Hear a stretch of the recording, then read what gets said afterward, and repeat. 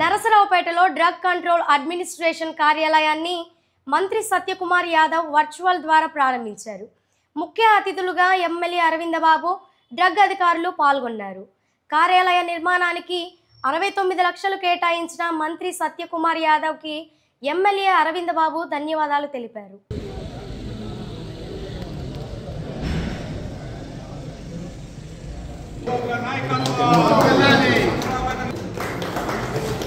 15 నుంచి జరుగుతున్నాయండి వివిధ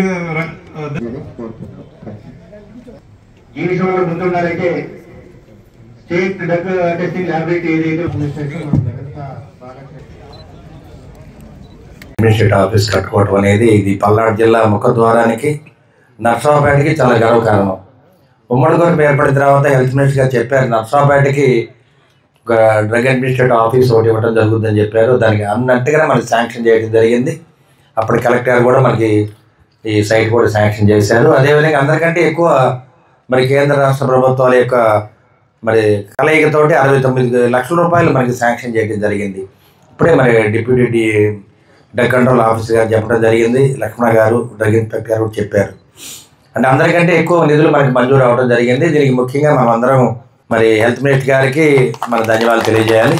క్రిటికల్ కేర్ యూనిట్ ఒకటి మన జిల్లా హాస్పిటల్లో శాంక్షన్ చేయడం జరిగింది. అది 20 కోట్ల రూపాయలతోటి మరి హెల్త్ మినిస్టర్ గారు అత్యంత అభిమానంతో నర్సరావుపేట మీద మనం శాంక్షన్ చేయడం జరిగింది. అదేవిధంగా మనకి maternity child health care NABARD కింద 55 కోట్లు మనకి రిలీజ్ చేయడం జరిగింది. ముందు క్రిటికల్ కేర్ యూనిట్ 20 లక్షల కోట్లది కట్టిన తర్వాత మెటర్నిటీ చైల్డ్ హెల్త్ కేర్ది 55 కోట్లది కూడా శాంక్షన్ చేస్తారు. దాన్ని కూడా నిర్మించుకోవడానికి మనం రెడీగా ఉన్నాం. మరి సత్యకుమార్ యాదవ్ గారు చాలా పల్నాడు జిల్లా అంటే నర్సరావుపేట అంటే చాలా ఇష్టం ఆయనకి. నేను కూడా చాలాసార్లు కలిశాను. అన్ని విధాలా మనకి అండగా ఉండటం జరిగింది. మరి ఇటువంటి పరిస్థితుల్లో మరి కార్యాలయాన్ని ఇది ఘనంగా కట్టుకోవటం, అదేవిధంగా మరి అందరం కూడా దీన్ని ముందుకు తీసుకెళ్ళడం జరిగింది.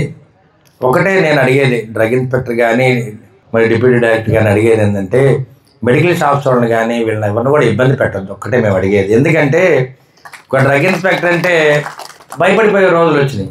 అలా ఉండకూడదు. ఎందుకంటే పారదర్శకంగా ఉండండి. ఏదైనా నర్సింగ్ హోమ్లో మెడికల్ షాప్ లేకపోతే అడ్వైజ్ ఇవ్వండి. మేము మా టైంలో మేము అన్ని నర్సింగ్ హోమ్స్కి మెడికల్ షాప్స్కి లైసెన్స్ ఇప్పించాం. రంగారావు గారు ఉన్నారు, అప్పుడు మేర గారు ఉన్నారు, అందరూ ఇప్పించారు దగ్గరుండి.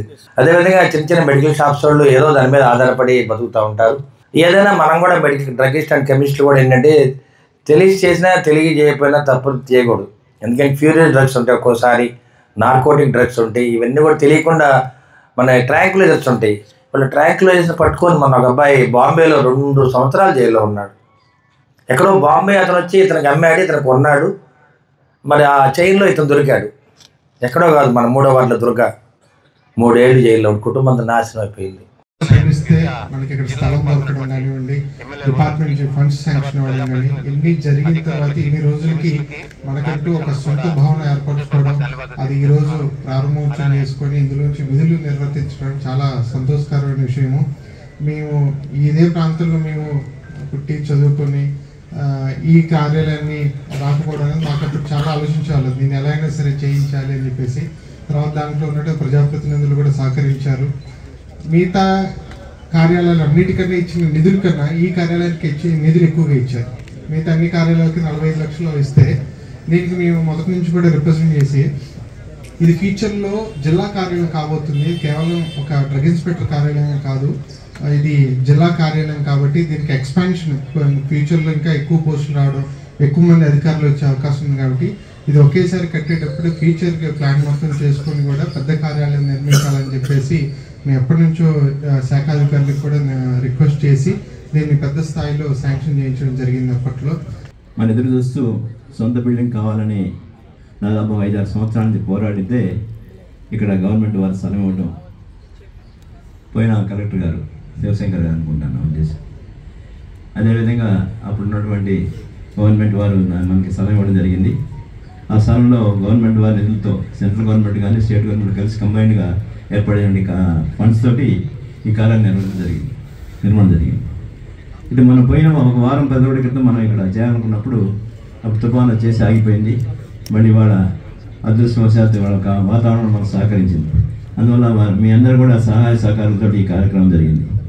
అయితే మనం ఇప్పుడే చెప్తున్నారు, మన మినిస్టర్ గారు మాట్లాడుతూ ఉన్నారు యాంటీబయాటిక్స్ గురించి కూడా. అంటే కామెంట్ కాదు కానీ యాంటీబయాటిక్స్ అంటే ప్రిస్క్రిప్షన్ లేకుండా మనం అమ్మడానికి వెళ్ళేది అనేది నిబంధనలు ఉన్నాయి. ఆ నిబంధనల ప్రకారం మనం పాటిస్తామంటే మనకి ఎక్కడ కూడా ఇబ్బంది రాదు. అయితే ఒకటి, రాసిన మందులు ఇవ్వాలనేది చెప్తున్నారు. రాసిన మంది వాళ్ళు జెనరిక్స్ వచ్చిన తర్వాత జెనరిక్స్లో కూడా యాంటీబయాటిక్స్ కూడా వస్తామని, అందువల్ల తెలియక ఒకసారి సేమ్ కంపెనీస్, ఫార్మా కంపెనీస్ కానీ లేకపోతే మిగతా జెనరిక్ కంపెనీస్ కూడా సేమ్ వస్తామని కనుక దాంట్లో కూడా కొంచెం ఇబ్బంది పడాలని పరిస్థితి వస్తూ ఉంది. స్పెసిఫిక్గా అక్షరాలతో విడివిడి అక్షరాలతో ఉన్న ప్రిస్క్రిప్షన్ ఇస్తే మన వాళ్ళకి ఎక్కడ ఇబ్బంది కలగదు, దాని ద్వారా సవరించుకోవచ్చు. అదే కాకుండా ఈ శాంపుల్స్ అనేది ఇప్పుడు తగ్గిపోయింది పూర్తిగా, 99% తగ్గిపోయింది, 99.9% కూడా. ఇవాళ ఏముందంటే జెనరిక్స్ వచ్చిన తర్వాత అర్థం కావట్లేదు, శాంపుల్స్ రకరకాలుగా వస్తూ ఉంది. వచ్చిన 5 సంవత్సరాలు కూడా వైఎస్ఆర్సీపీ గవర్నమెంట్ పట్టించుకోకుండా పట్టణం కానీ నియోజకవర్గం అన్ని అధ్వానంగా తయారు చేశారు. మన ఎమ్మెల్యే గారు డాక్టర్ చదలవాడ అరవింద్ బాబు గారు వచ్చిన తర్వాత ఈ 17 నెలలు ప్రత్యేకంగా పట్టణం నియోజకవర్గం దృష్టి పెట్టి శానిటేషన్ కానివ్వండి, స్టేడియం అయితే చెట్లు పెరిగిపోయి అది అడవిలాగా ఉంది. వాళ్ళు స్వయంగా చేతపట్టి ఉమ్మడి పార్టీ సభ్యుల కార్యకర్తలతో అంతా కూడా నాయకులతో అదంతా కూడా చేసి నిన్న ఫుట్బాల్ మ్యాచెస్ తయారు చేయడానికి కూడా చాలా కృషి చేశారు. ఒకటే కాదు, పట్టణం మొత్తం కూడా ఆయన స్వయంగా దగ్గరుండి రోజు మరి 24 గంటలు చంద్రబాబు నాయుడు గారి లాగా 18 గంటలు కష్టపడుతున్నందుకు మనం డాక్టర్ చదలవాడ అందరూ చప్పట్ల ద్వారా అభినందిస్తూ